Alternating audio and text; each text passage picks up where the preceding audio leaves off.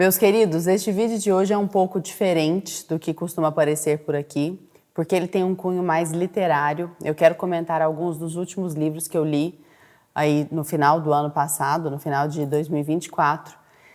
E por que eu tomei a iniciativa de fazer isso? Porque foram 3 livros em sequência que me trouxeram uma reflexão que me pareceu muito interessante, me pareceu útil, a respeito do papel da arte, mormente o papel da literatura. E vale lembrar que eu não sou professora de literatura, eu não sou uma crítica literária. Então, o que eu vou dizer aqui são as minhas próprias percepções, são as minhas próprias opiniões, como uma pessoa que lê com bastante frequência e procura estar sempre assim, desenvolvendo uma perspectiva ampla a respeito da leitura. Não é uma leitura simplesmente por fazer, mas eu tento sempre trazer aquilo para dentro da minha vida e sorver o que há de mais aproveitável dentro dessa literatura para que, de fato, eu possa aí expandir meu imaginário. A gente tem até um vídeo aqui sobre imaginário e melhorar, né, como ser humano de maneira geral. Bom, sem mais delongas, os 3 livros que eu li, na sequência, isso foi em outubro e novembro do ano passado, nesses 2 meses. Eu li esses 2 livros aqui, O Primo Basílio, de Eça de Queiroz. O Eça de Queiroz é um escritor português excelente, ele faz parte da corrente realista e ele tem uma perspectiva bastante cínica da realidade. Ele tem uma visão muito cínica, ele é cético com relação à própria humanidade. Isso se percebe na própria literatura inteira dele. A gente vê isso, por exemplo, lá em O Crime do Padre Amaro, que é um excelente livro, tudo muito bem escrito. Aliás, é um exímio escritor, escreve muito bem.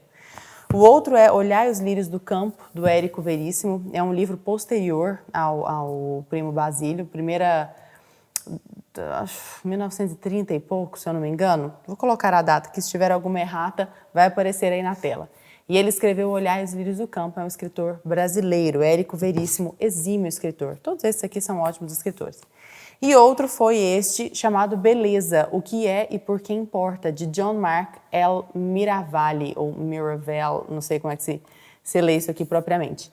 E ele é um teólogo. Este livro tem uma perspectiva 100% cristã. Então, acho importante ser transparente aqui com vocês e dizer que as reflexões que eu vou fazer, que se ancoram em parte neste livro aqui, têm uma perspectiva cristã. Mas é uma perspectiva que me parece aproveitável, muito aproveitável, na verdade, o jeito como ele teceu ali os comentários partindo dessa premissa cristã. Então, tá bom. O que acontece? Primeiro, eu li Olhai os Lírios do Campo.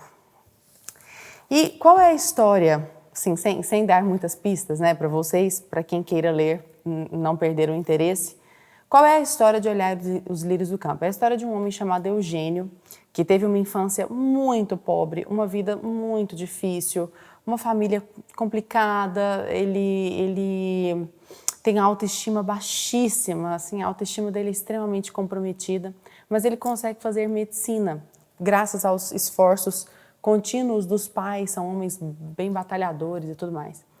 E ele se casa com uma mulher chamada Eunice, é uma mulher bastante superficial, assim, muito polida, mas muito vazia, também muito cínica, sabe? Falando em cinismo aqui do Eça de Queiroz, uma mulher bem cínica. E eles têm um casamento profundamente infeliz. Só que na faculdade de medicina, ele conhece uma amiga, a Olívia. E fica aquela coisa ali, né? Uma parte substancial do livro, ele que é a Olívia. E a Olívia é uma moça encantadora.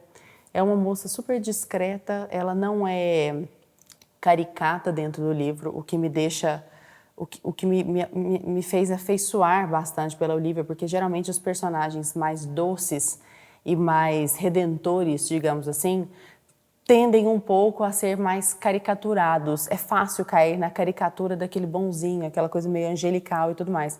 E a Olívia não é. Ela é uma mulher muito pé no chão, mas ela é o elemento redentor do livro, sabe? Tá bom, então guarde essa história aí. O Primo Basílio conta a história, outra história, conta a história de uma mocinha chamada Luísa, 20 e poucos anos, super bem casada, tem um casamento bacana, E aí o marido dela viaja por muito tempo, assim, vários meses, o Jorge, e aparece o tal do primo Basílio lá na casa dela. O primo brota do Neida e eles já tinham tido um caso anterior. E veja que eu usei tinham tido, né? O verbo auxiliar e o verbo principal são o mesmo. Não há nenhum problema nisso. Eu já falei sobre isso aqui no canal. E eles tinham tido um caso anteriormente, quando mais jovenzinhos ainda, e eles retomam este caso tórrido. Qual é a grande questão? Este livro não tem nenhum elemento de redenção. Isso já é uma pista que eu estou te dando, tá? Mas se você ler um pouquinho sobre essa de Queiroz, você vai perceber que essa é a tônica dele mesmo. Então ele explora, dentro dessa perspectiva realista, traços que são verdadeiros dentro do ser humano. Não quero dizer que o que ele fez aqui foi falso, aliás, muito pelo contrário. Mas ele busca dentro da alma de cada um dos personagens, basicamente a sobreposição do que existe de pior. Então, a Luísa é uma mocinha que se ancora ali numa literatura francesa, Madame Bovary, a Dama das Camélias e tudo mais. Então, ela tem o imaginário muito povoado com esses amores tórridos e tal, e ela quer viver isso. Então, você vê que ela é bastante guiada pela luxúria, pelo egoísmo, embora ela tenha um casamento excelente com o Jorge está longe, ela começa a pensar nela, no tanto que ela está enfadada, e ela o tempo inteiro. E o primo Basílio nem se fala. Eu não sei se eu já li um livro com um personagem mais cafajeste do que o primo Basílio. É uma coisa impressionante.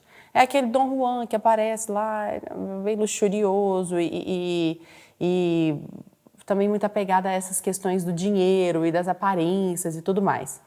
E ele contamina a Luísa com essa vontade de ser uma mulher livre, né? De ser uma mulher livre entre mil aspas aí, né? Porque que liberdade é essa que te conduz à escravidão? Porque o que ela se torna aqui é uma grande uma escrava dos próprios desejos, né? De uma perspectiva de São Tomás de Aquino aí. E aí é engraçado como é um livro que vai te puxando, e aqui é que eu queria entrar na reflexão. Meu objetivo não é falar propriamente dos livros, entende? Eu queria puxar para essa reflexão, não quero ficar assim me delongando na história. É muito interessante como o primo Basílio te puxa para um abismo e te larga lá, entendeu? Eu me senti largada no abismo. Eu me senti chafurdando na lama da minha própria alma, porque todos esses fragmentos de pecados que existem aqui também estão na minha própria alma.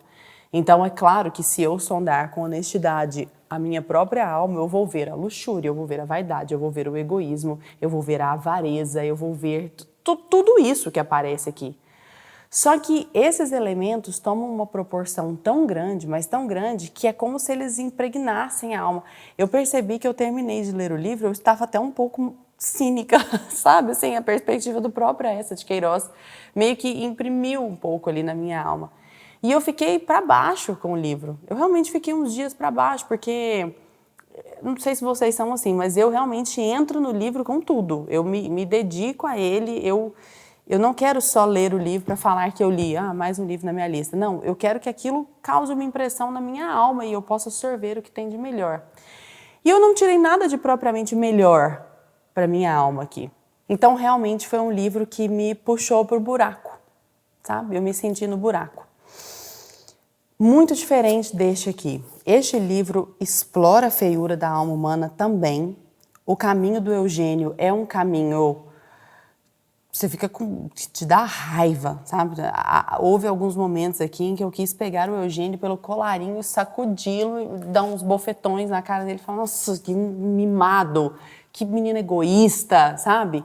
E aí eu pude reconhecer o egoísmo do próprio Eugênio em mim também. Isso é algo fantástico quando nós lemos uma boa literatura que não nos tira da realidade, mas nos ancora na realidade. Só que ele me ancorou numa realidade mais completa. Por quê? Porque eu vi a feiura, mas daquela feiura na qual ele me colocou, ele conseguiu ir puxando um elemento de redenção. Então veio essa personagem Olivia, né? E essa personagem, eu não vou explicar como e tudo mais, estou dando só assim o espírito, o contorno geral do livro, mas ela vai conduzindo o personagem Eugênio por um caminho maravilhoso.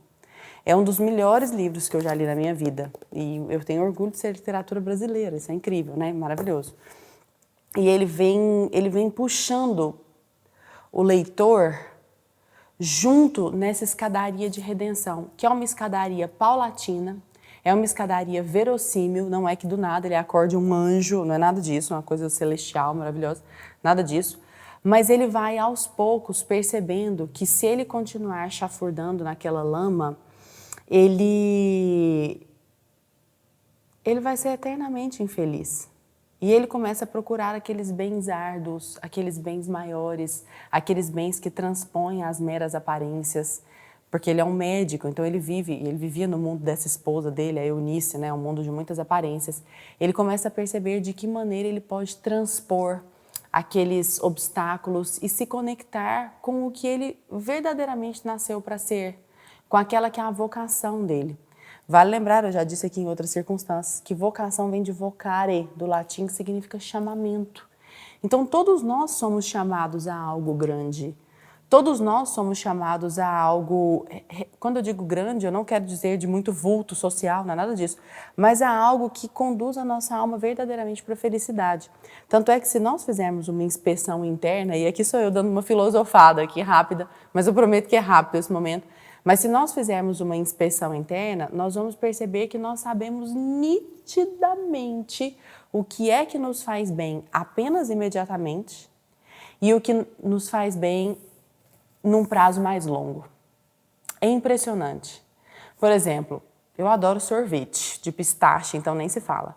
A minha vontade é de comer 1 litro, de tomar 1 litro de sorvete. Por mim, eu tomo 1 litro de sorvete. Não é exagero isso, não é uma hipérbole, tá? Eu consigo tranquilamente tomar 1 litro de sorvete, tá? Só que eu sei que isso vai me dar um prazer muito grande num curto prazo e num longo prazo não. Assim, no longo prazo eu vou ficar com consciência pesada, eu vou ter cedido à gula, eu terei uma série de consequências negativas para o meu corpo e para a minha mente por aquele excesso de açúcar. É uma descarga hormonal e uma descarga... Enfim, é péssimo, né? Obviamente. Isso eu tô pegando um exemplo muito frívolo, mas porque esse é unânime, né? Eu sei que você vai reconhecer daí também. Mas eu queria que você reconhecesse aqueles prazeres imediatos aos quais você cede, que realmente são muito prazerosos, a descarga de dopamina, principalmente, ele é gigantesca, de serotonina, de dopamina, de bons hormônios, mas que passa um pouquinho, você fala, nossa, isso não me preencheu, isso não preencheu a minha alma. E a sua alma continua vazia daquilo. E aquilo dá uma sensação, assim, de uma espécie de fragmentação, sabe? É como se nós estivéssemos fragmentados. Uma parte de nós é feliz, mas não é uma felicidade genuína, e aí cresce uma sombra, algo obscuro dentro de nós, que é o nosso lado muito negativo, né? O cristianismo chamaria isso de pecado original, e ele se apossa desse lado positivo, mas você fica ao mesmo tempo, gente, mas eu não tenho motivo para reclamar, a minha vida está muito boa, não tem ninguém doente, mas ao mesmo tempo você sente aquele vazio enorme no coração. Então eu vi isso no Eugênio, só que eu também vi o Eugênio sair disso e fazer e trilhar esse caminho de redenção, e ele causou uma impressão muito mais profunda em mim, e eu terminei a leitura com muito mais inspiração e fé na humanidade, fé em mim mesma, sabe? Com vontade de ser uma pessoa melhor, de fato. Aqui eu terminei querendo, né, gente, pelo amor de Deus, me ajuda a sair daqui desse abismo. E aqui eu terminei do tipo, meu Deus, é plenamente possível sair do abismo. Que legal, esse personagem fez isso, eu posso fazer isso, as pessoas conseguem fazer isso. E aí você começa a olhar para o mundo com uma lente positiva. Você vê o feio existe, os males existem dentro e fora de mim, mas também existe o bem. E eu posso afogar o mal na abundância de bem. É algo possível. E é algo possível a partir, inclusive, da minha própria ação, né? Sem romantização, nada disso, mas eu consigo ser agente de transformação positiva em muitos casos. Foi assim que eu saí deste livro, tá? Tá, o que é que tudo isso tem a ver com o beleza? O que é e por que importa? O Miravalli tem uma perspectiva bastante assintosa com relação a isso. Para ele, e aqui ele está falando de quem produz arte e é cristão, né? Ele acha que os cristãos não devem produzir somente arte cristã, então apenas arte, não é isso que ele diz, Mas ele fala que deve haver uma centelha cristã em tudo o que os artistas cristãos fizerem. Então, para ele, por exemplo, um cristão que realmente queira agir como um bom artista, não poderia produzir um livro como o Primo Basílio, porque isso aqui só mostra o que tem de mais podre dentro de nós e pronto, você termina sem nenhuma esperança de nada, sabe?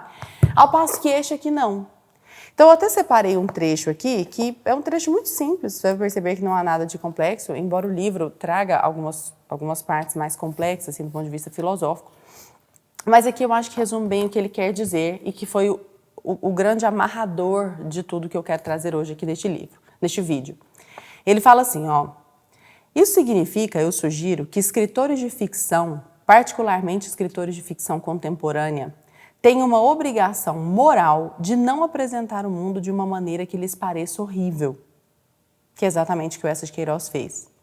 Não invente o mundo cheio de nada a não ser necessidades consumistas, econômicas e sociais, onde todos os personagens são motivados puramente por egoísmo, embora seu egoísmo seja tão covarde que eles não podem nem ser bons vilões. Aí eu já não sei se eu concordo, porque o Primo Basílio é um ótimo vilão.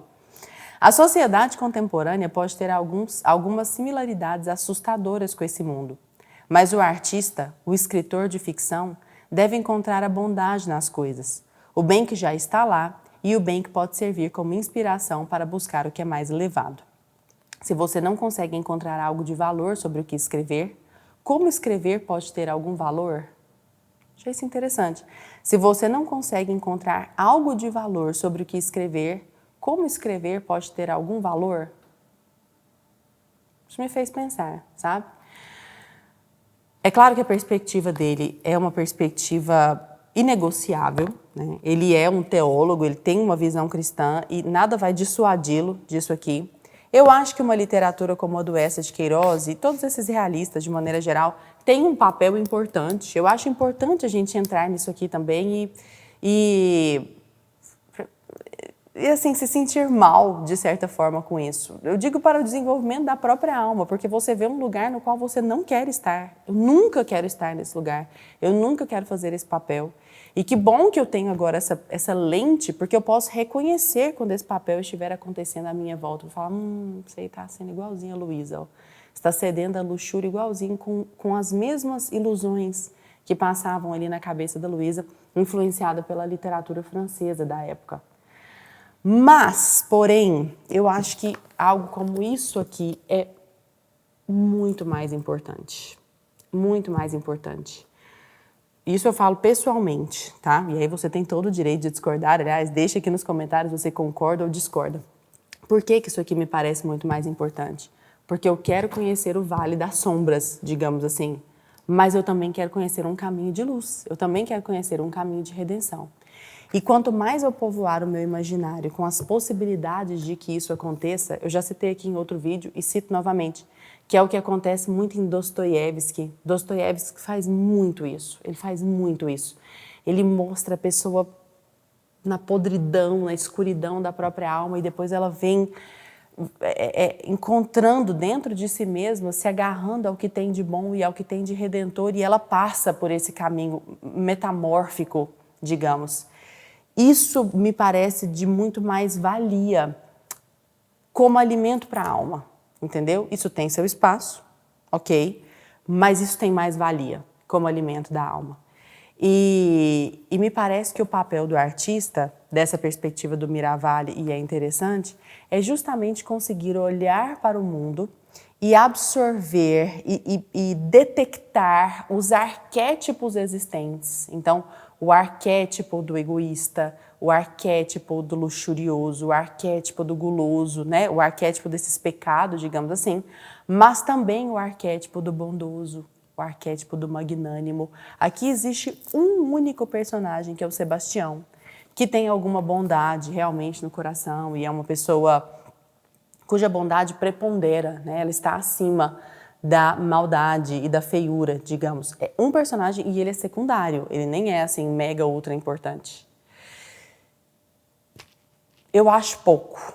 Eu acho que alimentar o espírito só disso tem seu valor, ok? Mas eu acho pouco, sabe? Eu acho que dentro da perspectiva de formação do imaginário nós precisamos de outras referências, de referências mais redentoras, referências como o Raskolnikov, lá em Crime e Castigo, ou como o Eugênio, aqui em Olhai os Lírios do Campo.